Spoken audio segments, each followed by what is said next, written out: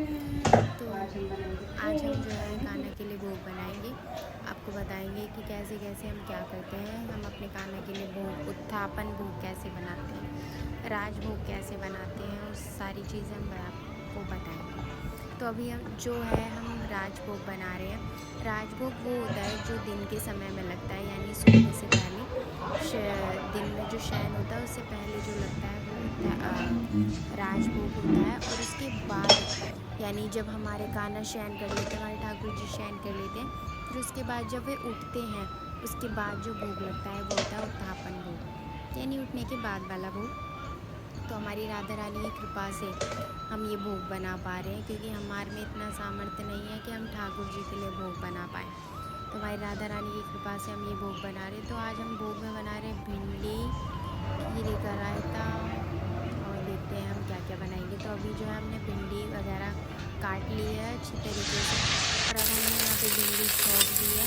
तो हम बिना लहसुन प्याज की भिंडी बनाते हैं, क्योंकि हम लहसुन प्याज नहीं खाते, ना हमें करने आता है। राधा रानी की कृपा है कि हमारा तमोगुणी भोग छूट गया।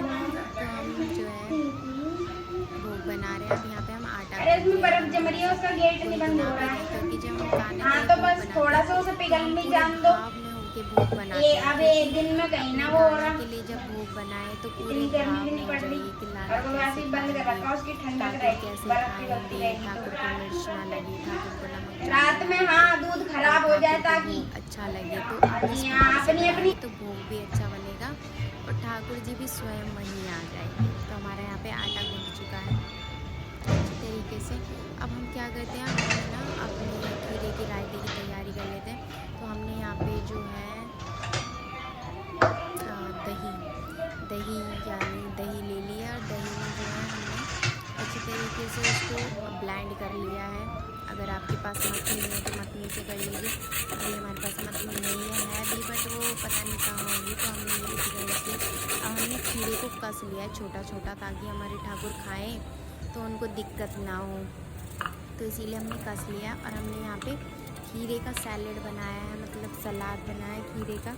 छोटा छोटा खीरा काट लिया है अपने ठाकुर के लिए, ताकि वो अच्छे से खा पाए। वैसे तो हमारी इतनी सामर्थ्य नहीं है कि हम उन्हें भोग लगा पाए, लेकिन फिर भी जितनी भी व्यवस्था कर रहे हैं, हमें सेवा दे रहे हैं, उसके हिसाब से ही हम अपने ठाकुर के लिए भोग बना पाते हैं। तो अब हमारी सब्ज़ी जो है वो बन के तैयार हो गई है।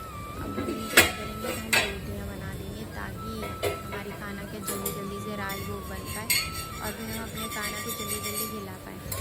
तो लोगों को लगता है कि सब ढोंग हो रहा है या कुछ भी है, तो हम किसी के बारे में कुछ नहीं कहेंगे। देखिए कुछ भी हो रहा है कोई बात नहीं, लेकिन अगर ये ढोंग हो रहा है ना, तो हर कोई ये ढोंग नहीं कर सकता है। सिर्फ वे ही कर सकते हैं जिन्हें ठाकुर जी ये ढोंग करने देते हैं। तो ठाकुर जी की कृपा से ही हम ये सब कर पाते हैं। तो ठाकुर जी की कृपा है कि हम इनकी सेवा कर पा रहे हैं। उन्होंने हमें इतनी कृपा करी है हमारे ऊपर राधा रानी ने, कि ठाकुर जी की सेवा हमें मिल रही है। बहुत बहुत आभार है हमारी राधा रानी का।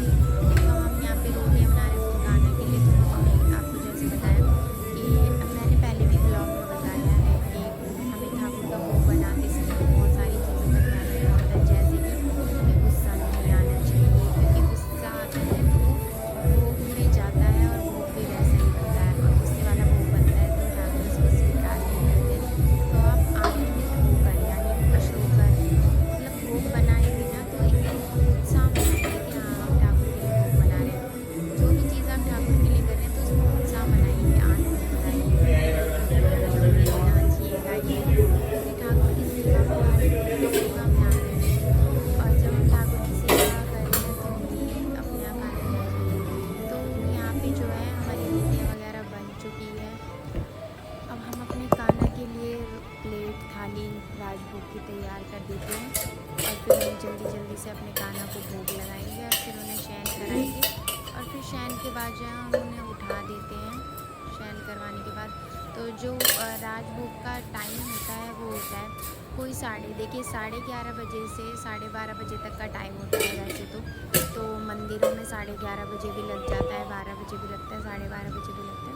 तो अलग अलग टाइमिंग होते हैं, तो आपके अकॉर्डिंग जो भी टाइम हो, लेकिन 12:30 बजे तक आप लगा दीजिए वो तो ज़्यादा अच्छा रहेगा। तो यहाँ पे हमने आम काट लिए,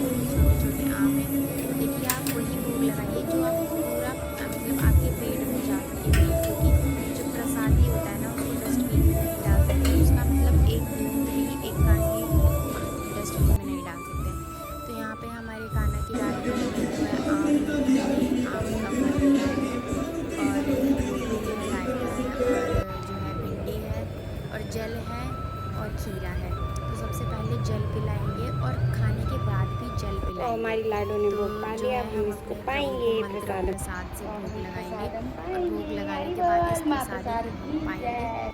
क्योंकि ये भगवान का प्रसादी है और इसको जो है सबके साथ वन बांटना है। ममा सब कुछ सरकार तुम्हीं से। अब ये भोग प्रसाद हम अपनी मैया को देंगे, फिर हमारी मैया सबको प्रसादी बांटेगी, फिर हम पाएंगे। हरि बोल। ओ मैया प्रसाद।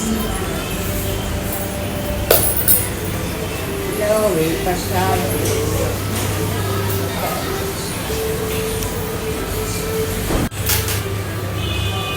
बढ़िया जी बढ़िया।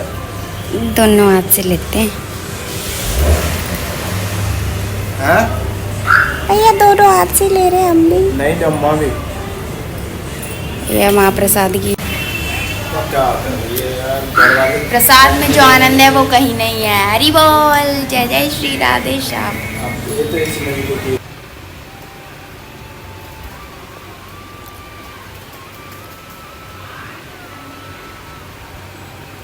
हमारे गोविंद बांसुरी लेके खड़े हैं। दो दो बांसुरी चाहिए ने, एक ओरी एक येरी, कमर पे भी लगा ली। कितनी बांसुरी चाहिए तुम्हें, हैं? कितनी बांसुरी चाहिए लाला? कितनी बांसुरी चाहिए? बजाते तो हो ना तुम, सुनाते तो हो ना हमें बांसुरी, कभी सुना दियो।